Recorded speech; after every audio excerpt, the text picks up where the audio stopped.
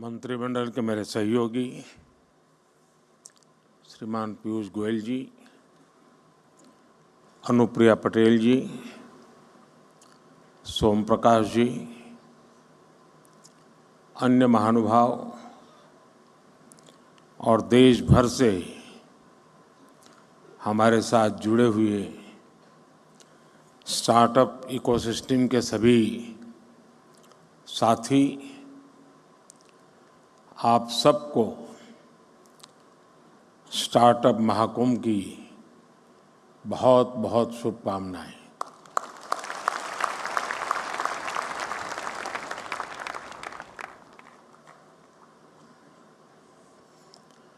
Startup launch तो बहुत लोग करते हैं,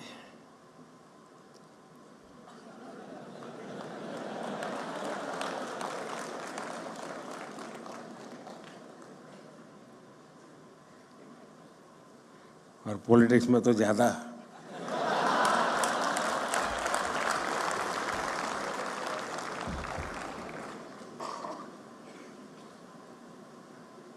और बार बार लॉन्च करना पड़ता है।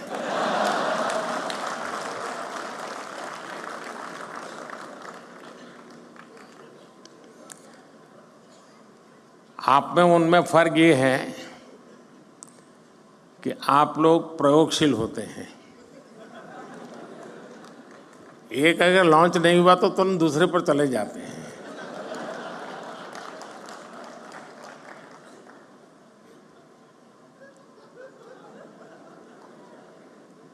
क्यों भाई, पीछे देर हो गई?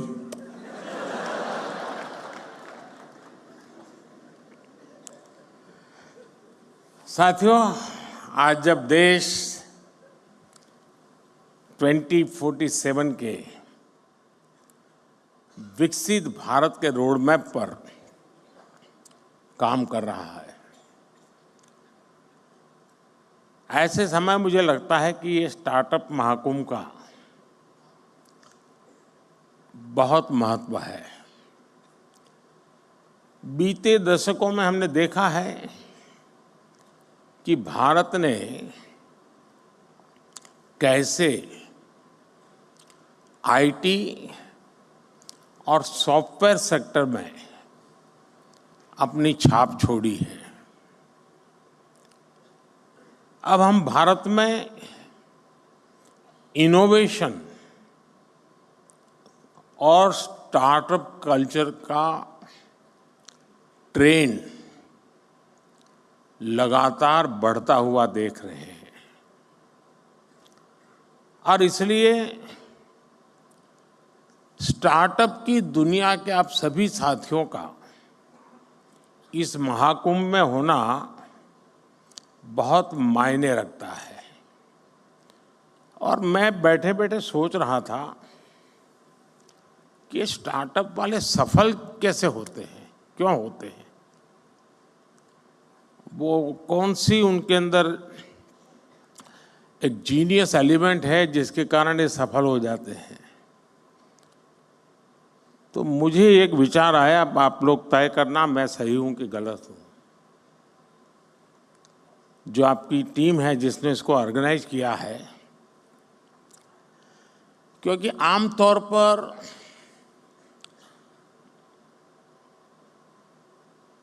सार्वजनिक जीवन में, उद्योग जगत, व्यापार जगत में कोई भी निर्णय होता है तो उसका संबंध सरकार से होता ही है। और जब सरकार से होता है तो फिर थोड़ा 5 साल का टाइम टेबल रहता है।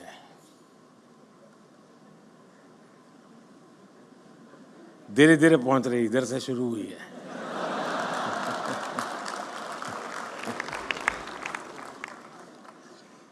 और इसलिए आमतौर पर जो व्यापारी मन होता है वो सोचता है, यार अब चुनाव का वर्ष है, अभी रहने दो, एक बार चुनाव हो जाए, नई सरकार बनेगी तब देखेंगे। ऐसा ही होता है ना। लेकिन आप लोग, इलेक्शन डिक्लेयर हो चुका है, उसके बावजूद भी इतना बड़ा कार्यक्रम कर रहे हैं।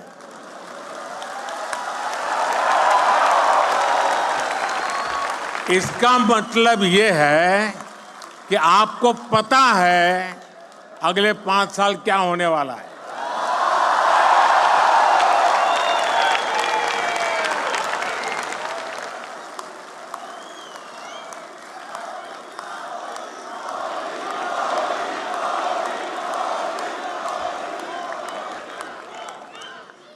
और मैं समझता हूं आपके अंदर ये जो जीनियस चीज पड़ी है ना, वही स्टार्टअप को सफल बनाती होगी।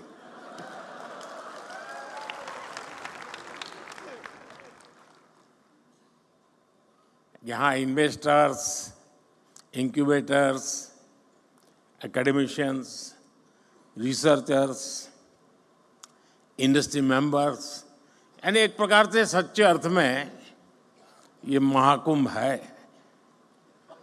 यहाँ यंग एंटरप्रेन्योर्स भी हैं और फ्यूचर एंटरप्रेन्योर्स भी हैं। और जैसे आप में जीनियस टैलेंट है, मेरे में भी ये है, और इसमें मैं पहचान सकता हूँ, इसमें फ्यूचर एंटरप्रेन्योर मुझे दिखते हैं, मैं देख सकता हूँ।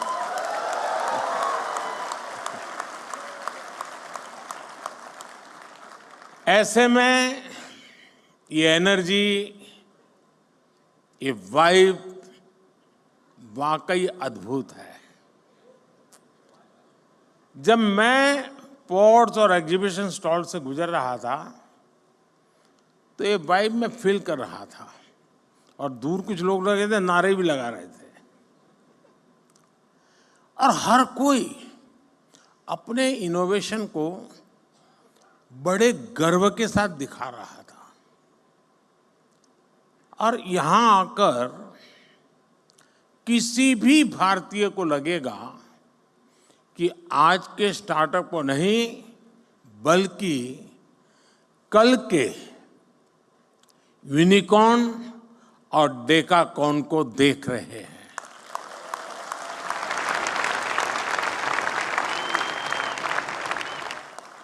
साथियों, भारत आज अगर ग्लोबल स्टार्टअप स्पेस के लिए नई उम्मीद, नई ताकत बनकर उभरा है, तो इसके पीछे एक सोचा समझा विजन रहा है। भारत ने सही समय पर सही निर्णय लिए, सही समय पर स्टार्टअप्स को लेकर काम शुरू किया। अब ये समिट तो आप लोगों ने बहुत बड़ी मात्रा में ऑर्गेनाइज की है, लेकिन जब ये शब्द भी का स्टार्टअप नहीं हुआ था, उस समय मैंने एक समिट की थी विज्ञान भवन में। बड़ी मुश्किल से आधा सभागृह भरा था, पीछे भी जैसे सरकार करती है जगह हमने भर दी थी। ये अंदर की बात है, बाहर मत बताना।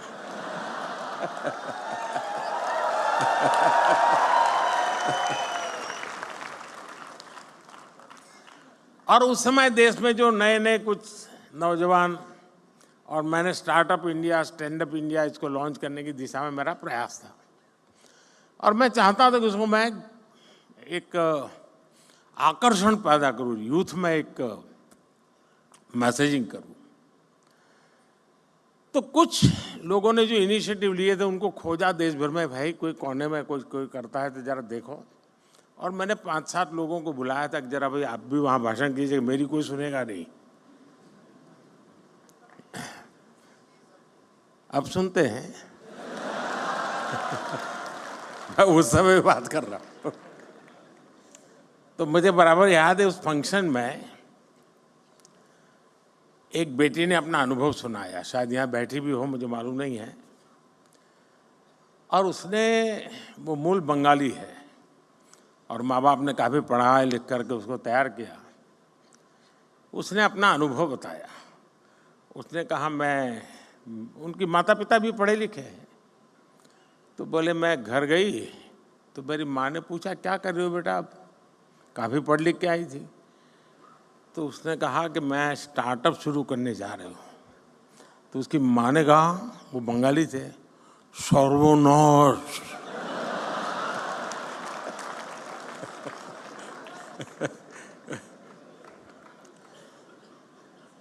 बोले सर्वनाश यानी स्टार्टअप यानी सर्वनाश।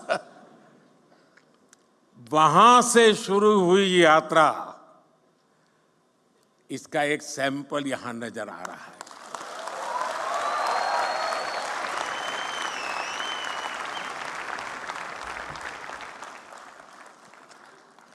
देश ने स्टार्टअप इंडिया अभियान के तहत इनोवेटिव आइडियाज को एक प्लेटफॉर्म दिया, उनको फंडिंग के सोर्स से कनेक्ट किया, एजुकेशनल इंस्टीट्यूशंस में इंक्यूबेटर स्थापित करने का अभियान भी चलाया। हमने बिल्कुल उसका बाल वाटिका शुरू की, अटल टिंकरिंग लैब, जैसे एजुकेशन में सबसे शुरू होता है ना केजी का, वैसा ही हमने शुरू किया। और इससे फिर एक स्टेज आकर गया, इंक्यूबेशन सेंटर बनते गए। टियर 2, टियर 3 शहरों के नौजवानों के लिए भी अपने आइडियाज को इंक्यूबेट करने की सुविधा मिलने लगी। आज पूरा देश गर्व से कह सकता है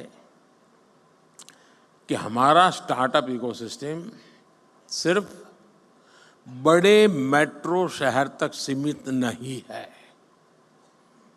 और अभी छोटी सी फिल्म में भी दिखाया गया, ये देश के 600 से अधिक जिलों तक पहुंच चुका है।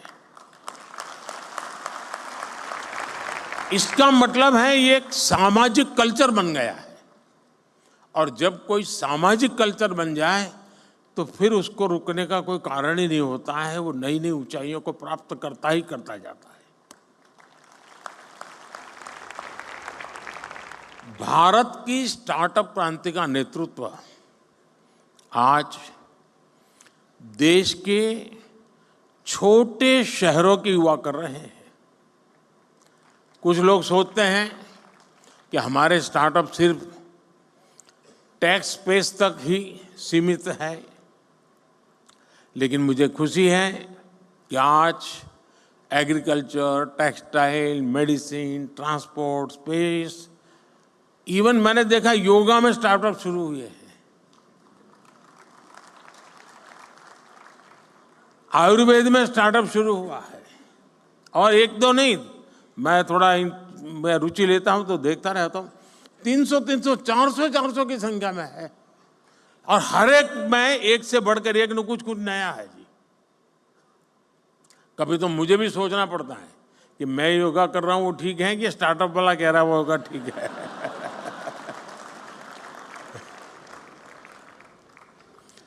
साथियों, स्पेस जैसे सेक्टर में जो कि हमने अभी कुछ ही समय पहले ओपन अप किया, पहले तो सरकार में जैसा स्वभाव रहता है जंजीरें बांध देना, और मेरी पूरी ताकत जंजीरें तोड़ने में लगी रहती है। स्पेस में 50 से अधिक सेक्टर्स में भारत के स्टार्टअप बहुत अच्छा काम कर रहे हैं, और ऑलरेडी हमारे स्टार्टअप स्पेस शटल लॉन्च करने लगे हैं जी, इतने कम समय में। साथियों, भारत की युवा शक्ति का सामर्थ्य आज पूरी दुनिया देख रही है। इस सामर्थ्य पर भरोसा करते हुए देश ने स्टार्टअप इकोसिस्टम निर्माण करने की तरफ अनेक कदम उठाए हैं। शुरुआत में इस प्रयास पर भरोसा करने वाले बहुत कम थे, जैसा मैंने प्रारंभ में कहा। हमारे यहाँ पढ़ाई का मतलब नौकरी, और नौकरी का मतलब सिर्फ सरकारी नौकरी, यही सब था। मैं बड़ौदा में रहता था पहले, और वहाँ महाराष्ट्रियन परिवारों से हमारा नाता जरा ज़्यादा था, तो गायकवाड़ी स्टेट है। तो हमारे कुछ साथी बड़े मजाकिया स्वभाव से कहते थे, अगर बेटी बड़ी हुई शादी तय करनी है तो घर में चर्चा क्या होती है? बोले मूला फाल छाना है। अरे बेटा बहुत अच्छा है, फिर क्या? सरकारी नौकरियां है बस, तो अब बेटी शादी होने के लिए योग्य हो गया। आज पूरी सोच बदल गई है। कोई बिजनेस की बात करना था तो पहले आइडिया की नहीं, दिमाग यही है यार, करना तो है लेकिन पैसे कहां से लाऊं। शुरुआत की चिंता उसकी पैसों से रहती थी। जिसके पास पैसा है वही बिजनेस कर सकता है, ये हमारी यहां धारणा बन चुकी थी। ये स्टार्टअप इकोसिस्टम ने उस साइकिल को तोड़ दिया है जी। और देश में जो रिवॉल्यूशन आता है ना, ऐसी चीजों से आता है। देश के नौजवानों ने जॉब सीकर से ज्यादा जॉब क्रिएटर बनने का रास्ता चुना है। और फिर जब देश ने स्टार्टअप इंडिया अभियान शुरू किया तो देश के युवाओं ने दिखा दिया कि वो क्या कुछ कर सकते हैं। आज भारत दुनिया का तीसरा बड़ा स्टार्टअप इकोसिस्टम है। 2014 में जहां देश में कुछ 100 स्टार्टअप भी नहीं थे, आज भारत में करीब 1.25 लाख रजिस्टर्ड स्टार्टअप्स हैं और इनसे करीब 12 लाख नौजवान सीधे तौर पर जुड़े हुए हैं। हमारे पास 110 से ज्यादा यूनिकॉर्न्स हैं। हमारे स्टार्टअप्स ने लगभग 12,000 पैटेंट्स फाइल किए हैं और बहुत सारे स्टार्टअप्स ऐसे हैं जो अभी तक वो पेटेंट के महत्व नहीं समझे हैं। मैं अभी भी मिल के आया, मैंने पहला ही पूछा, मैंने कहा पेटेंट हुआ गया? नहीं, बोले प्रोसेस में है। मेरा आप सबसे आग्रह है उस काम को साथ साथ चालू ही कर दीजिए, क्योंकि आज दुनिया इतनी तेजी से बदल रही है, पता नहीं कौन कहां हाथ मार ले।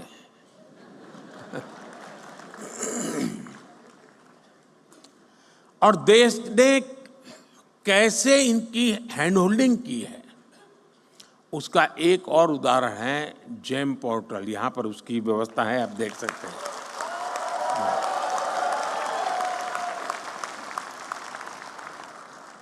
आज ये स्टार्टअप सिर्फ जेम पोर्टल पर ही करीब 20,000 करोड़ रुपए से ज्यादा का कारोबार कर चुके हैं।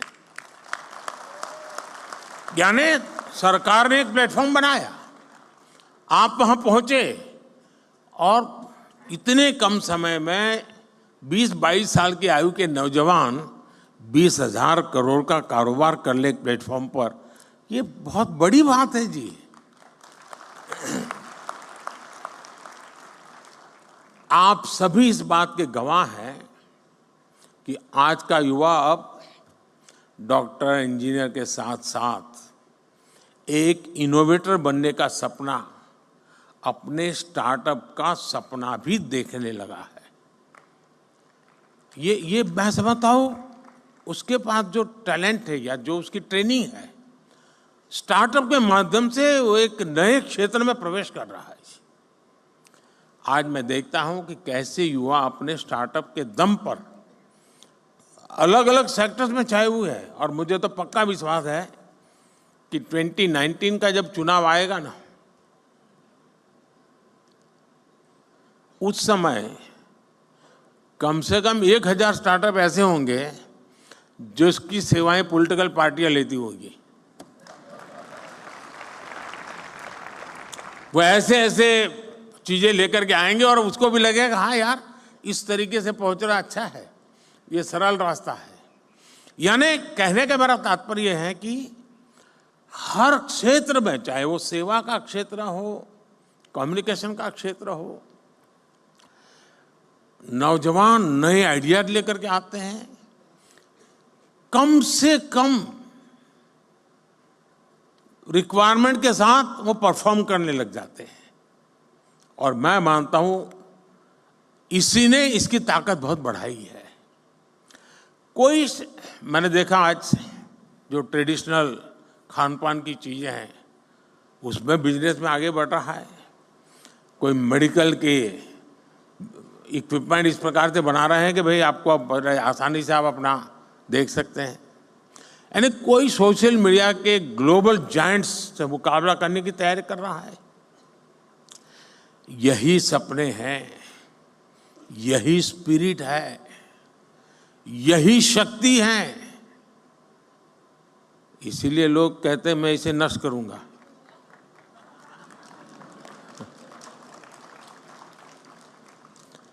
एक तरह से मैं कह सकता हूं कि कुछ वर्ष पहले देश ने पॉलिसी प्लेटफॉर्म पर जो स्टार्टअप लॉन्च किया था वो सफलता की नई ऊंचाइयों को छू रहा है। साथियों, स्टार्टअप्स को देश के डिजिटल इंडिया अभियान से जो मदद मिली है, और मैं मानता हूं कि यूनिवर्सिटीज ने इसे केस स्टडी के रूप में स्टडी करना चाहिए। वो अपने आप में एक बहुत बड़ा इंस्पिरेशन है। हमारे फिनटेक स्टार्टअप्स को यूपीआई से बहुत बड़ी मदद मिली है। भारत में ऐसे इनोवेटिव प्रोडक्ट्स और सर्विसेज तैयार हुई हैं जिससे देश के हर कोने में डिजिटल सुविधाओं का विस्तार हुआ है। और साथियों, आपको अंदाज नहीं है कि हम जहां हैं, हम रोजमर्रा की जिंदगी है तो हमें पता नहीं चलता है, लेकिन मैं G20 समिट के समय देखता था, हमने यहाँ एक बूथ लगाया था जहाँ पर अभी आपके एग्जीबिशन लगाए वहाँ G20 समिट में, और वहाँ यूपीआई कैसे काम करता है हम 1,000 रुपये देते थे ताकि उनको ट्रायल रन करने के लिए काम आए। हर एक एम्बेसी अपने टॉप मोस्ट लीडर को वहाँ ले जाने का आग्रह रखते हुए जरा वहाँ देखिए एक बार। यानी वहाँ लाइन लगी रही थी बड़े बड़े नेताओं की कि यूपीआई है क्या, काम कैसे करता है, और उनके लिए बड़ा अजूबा था। हमारे यहाँ गांव में सब्जी वाला भी बड़े आराम से कर लेता है।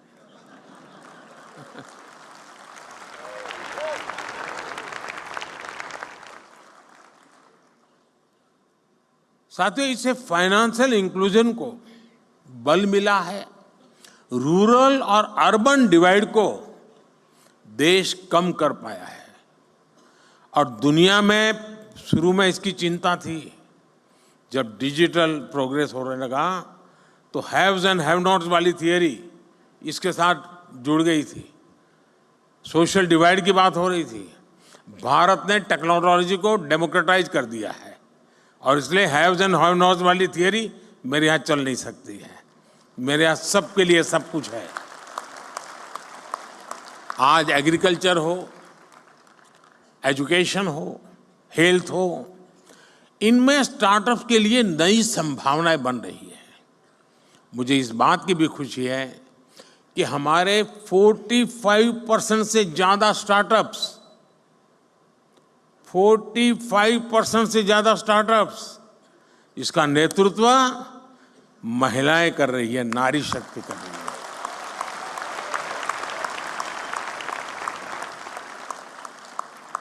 इस ताकत का कोई अंदाज नहीं लगा सकता जी। ये पूरा एडिशनल बेनिफिट है देश को।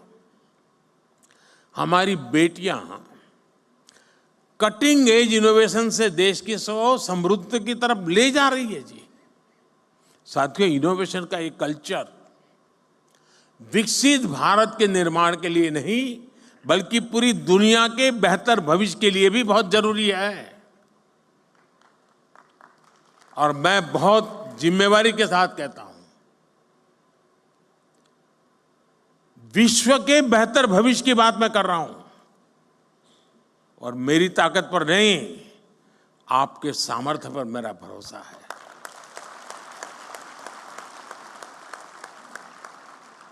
भारत ने अपना ये विजन अपनी G20 प्रेसिडेंसी के दौरान स्पष्ट किया है। इसी प्रीमाइसिस में G20 समिट हुई। विश्व के सभी बड़े नेता कोविड के बाहर दुनिया को कहाँ ले जाना इसके लिए खड़े बैठे थे, और इसी मंडप पे मेरा देश का यंग माइंड बैठा है जो 2047 तक जाने का रास्ता तय करने वाला है।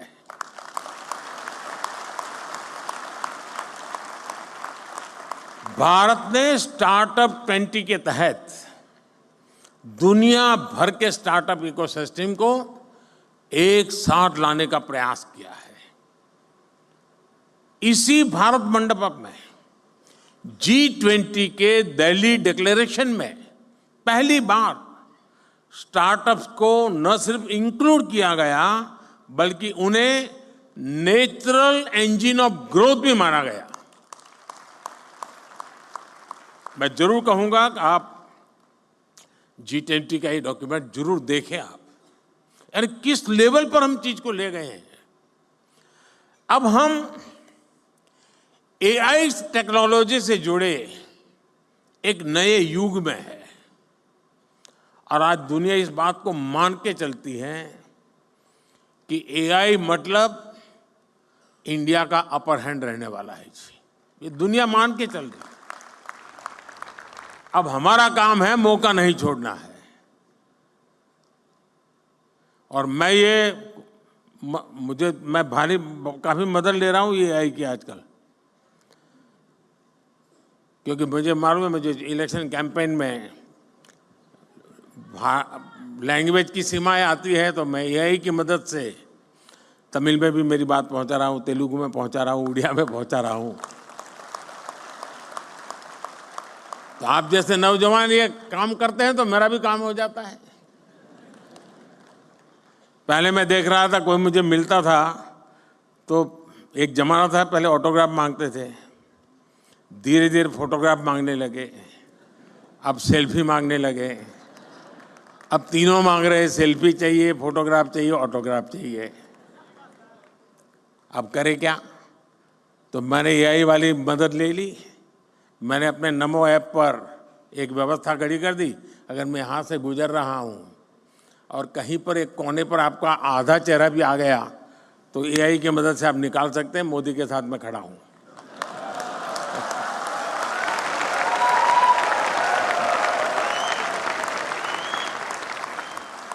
आप लोग नमो ऐप पर जाएंगे तो फोटो बूथ है, वहां से आपको फोटो मिल जाएगी आपकी।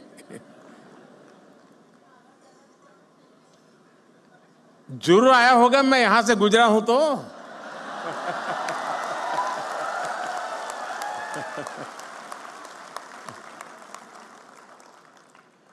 साथियों, इसलिए भारत के यंग इनोवेटर्स के लिए और ग्लोबल इन्वेस्टर्स के लिए AI एक ऐसा क्षेत्र अनगिनत नए अवसर लेकर के आया है। National quantum mission, India AI mission और सेमीकंडक्टर मिशन, ये सारे अभियान भारत के युवाओं के लिए संभावनाओं के नए द्वार खोलेंगे। अभी कुछ महीने पहले मुझे अमेरिका की संसद को संबोधित करने के लिए उन्होंने बुलाया था,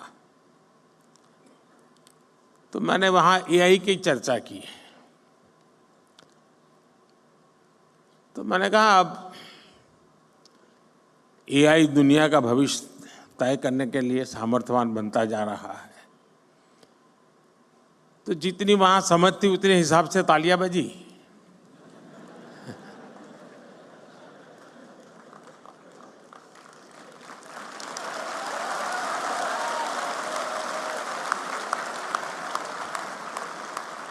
फिर मैंने कहा कि मेरा AI का मतलब है अमेरिका इंडिया।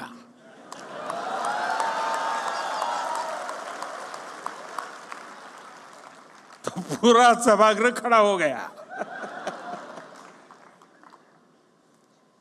साथियों, लेकिन ये तो मैंने वहां पॉलिटिकल संदर्भ में कहा, लेकिन आज मैं जरूर मानता हूं कि AI का सामर्थ्य, इसका नेतृत्व भारत के हाथ में ही रहेगा और रहना भी चाहिए।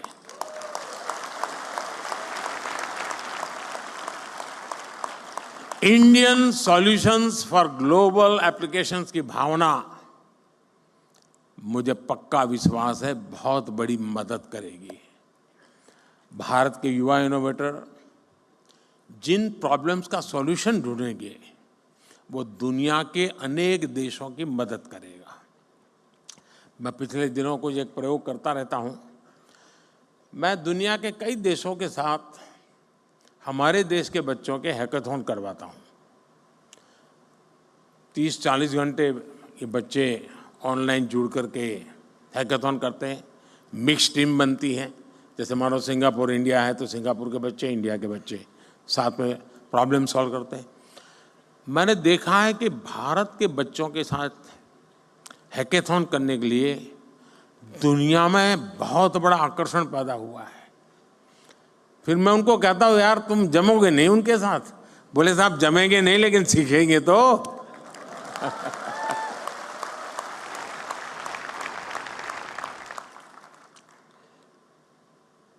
दोस्तों, भारत में जो इनोवेशन ट्राइड और टेस्टेड होगा वो दुनिया की हर ज्योग्राफी और डेमोग्राफी में सक्सेसफुल होगा, क्योंकि हमारे यहां सब नमूने हैं। यहाँ रेगिस्तान भी मिलेगा, यहाँ बाढ़ वाला इलाके भी मिलेगा, यहाँ पर मीडियम पानी वाला भी है, यानी हर प्रकार की चीज आपको एक ही जगह पर सब मौजूद है जी। और इसलिए यहाँ जो सक्सेस हुआ वो दुनिया में कहीं पर भी सक्सेस हो सकता है। साथियों, भारत लगातार इस विषय में फॉरवर्ड प्लानिंग करते हुए चल रहा है। देश ने हजारों करोड़ रुपयों के नेशनल रिसर्च फाउंडेशन बनाने का निर्णय लिया है। थोड़े समय पहले इसका निर्णय आपने देखा होगा। और इंटरिम जो बजट हमने रखा था, हमारे देश में कुछ चीज़ों की चर्चा करने के लिए लोगों को फुर्सत नहीं है, क्योंकि फालतू चीज़ों में उनका टाइम बहुत जाता है। इस इंटरिम बजट में, क्योंकि पूरा बजट तो अभी जब मैं दोबारा आऊँगा तब आएगा,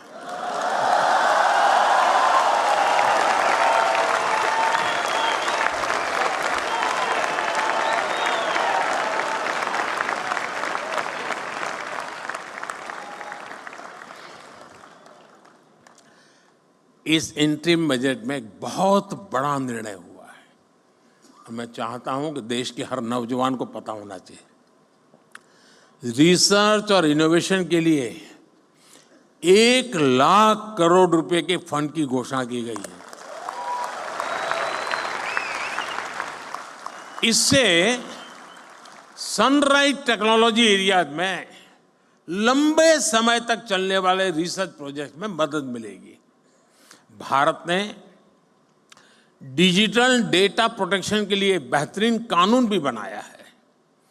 स्टार्टअप्स को प्रोत्साहित करने के लिए जो भी कदम जरूरी हैं वो सारे उठाए जा रहे हैं। अब देश फंडिंग का एक बेहतर मैकेनिज्म बनाने का भी प्रयास कर रहा है। साथियों, आज जो स्टार्टअप सफल हो रहे हैं उन पर एक बड़ी जिम्मेदारी भी है। आपको ये तो ध्यान रखना ही है कि आपके आइडिया पर किसी ने भरोसा किया है, तभी आप यहां पहुंचे हैं। इसलिए आपको भी एक नए आइडिया को सपोर्ट करना चाहिए। कोई तो था जिसने आपका हाथ पकड़ा था, आप भी किसी का हाथ पकड़िए। क्या आप किसी एजुकेशनल इंस्टीट्यूट में युवाओं को प्रेरित करने के लिए मेंटर के रूप में जा नहीं सकते? मान लीजिए आपने 10 टिंकरिंग लैब ले लिए, जाएंगे उन बच्चों से बातें करेंगे, आपके आइडिया उनके आइडिया चर्चा करेंगे, इंक्यूबेशन सेंटर पर जाएंगे। 1 घंटा दीजिए, आधा घंटा दीजिए, मैं रुपये पैसे देने की बात नहीं कर रहा हूं। देश की नई पीढ़ी से मिलिए दोस्तों, मजा आ जाएगा।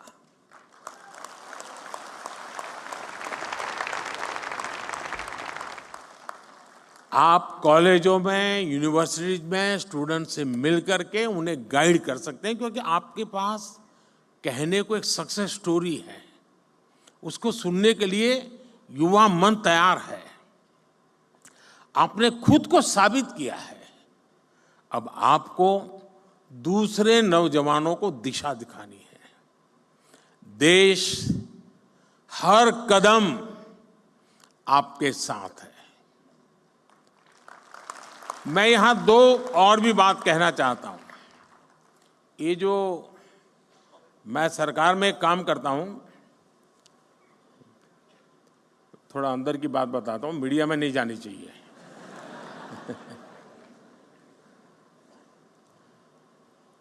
मैंने सरकार में एक बार कहा आकर के, नया नया यहाँ आया था दिल्ली, यहाँ का कल्चर का ज़्यादा पता नहीं था मुझे, बाहर का व्यक्ति था। तो मैंने सरकार से कहा, मैंने कहा ऐसा करो भाई, तुम्हारे यहाँ ऐसे प्रॉब्लम डिपार्टमेंट में जो लंबे समय से अटके पड़े हैं, लटके पड़े हैं, तुम लोग कोशिश कर रहे हो लेकिन सॉल्यूशन नहीं आ रहा है, ऐसे आइडेंटिफाई करो और मैं देश के नौजवानों को एक प्रॉब्लम दूंगा, उनको कहूँगा हैकेथॉन करो और इसका मुझे सॉल्यूशन दो। तो खैर हमारे बाबू लोग तो बहुत बहुत पढ़े लिखे लोग रहते हैं। तो साहब उसकी कोई ज़रूरत नहीं, हमारा 20-20 साल का अनुभव है। अरे मैंने कहा यार भाई क्या जाता है। शुरू में मुझे बहुत रेजिस्टेंस था, क्योंकि कोई मानने को तैयार नहीं था कि हमारे यहाँ कुछ अटका हुआ है, हमारे यहाँ कुछ लटका हुआ है, हमारे यहाँ रुका हुआ। कोई कहे हमारे सब नहीं साहब सब बहुत बढ़िया चल रहा है। अरे मैंने कहा भाई बढ़िया चल रहा है तो भी तो दो, वैल्यू एडिशन होगा। अच्छा नहीं होगा तो वो देखेगा कि क्या बढ़िया है, जाने दो ना बाहर। खैर बड़ी मुश्किल से सब डिपार्टमेंट ने मुझे, मैं बहुत पीछे पड़ गया तो निकाल करके दिया कि साहब ये एक समस्या है, ये तो टोटल लगाया तो करीब 400 निकली।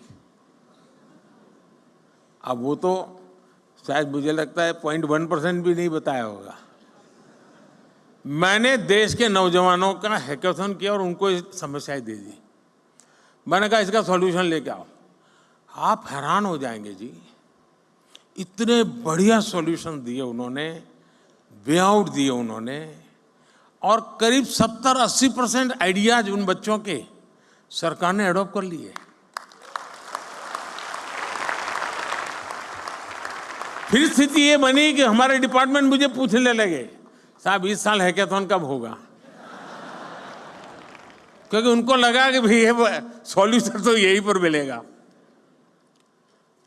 यानी कहने का तात्पर्य है कि इनके पास जब मिलते हैं बच्चे, बैठते हैं, बहुत चीजें निकाल के लाते हैं। और ये 18, 20, 22 साल के नौजवान है जी। मैं कहूँगा ये जो हमारे बिजनेस के जो CII है, फीकी है, एसोचैम है, मैं उनको कहता हूँ कि वो अपनी अपनी इंडस्ट्री के प्रॉब्लम आइडेंटिफाई करें। प्रॉब्लम आइडेंटिफाई करके वे ये स्टार्टअप वालों का हैकेथॉन करें और उनको प्रॉब्लम दे।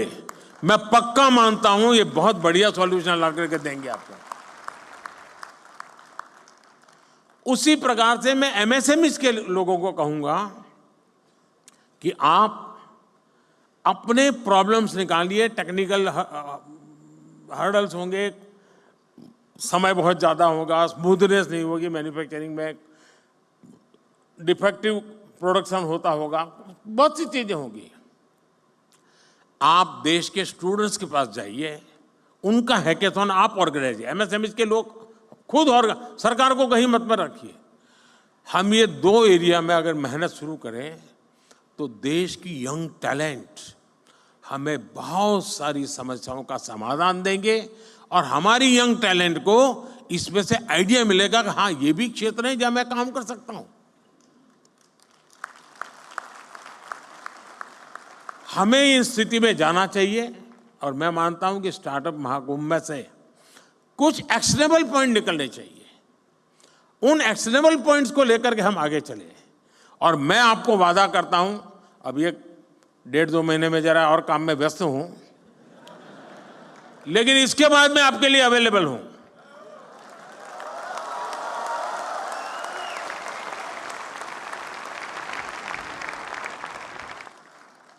मैं यही चाहूंगा कि आप आगे बढ़े, नए स्टार्टअप बनाएं खुद की भी मदद करें, दूसरों की मदद करें। आप इनोवेशन जारी रखें, इनोवेटर्स को अपना सहयोग जारी रखें। आपके एस्पिरेशंस ही भारत के एस्पिरेशंस है। भारत को 11वें नंबर से 5वें नंबर की इकोनॉमी बना दिया,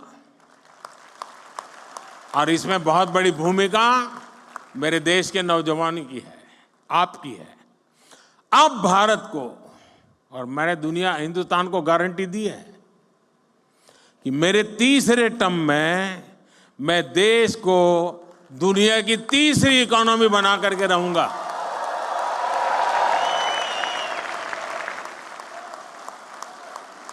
और ये जंप जो है उसमें स्टार्टअप की बहुत बड़ी भूमिका होगी, मैं देख सकता हूं जी। साथियों, मुझे अच्छा लगा आप सबसे गप्पे गोष्ठी करने का। आप सब नौजवानों से आपका उत्साह, उमंग मेरे में भी एक नई ऊर्जा भर देता है। बहुत बहुत शुभकामनाएं, बहुत बहुत धन्यवाद।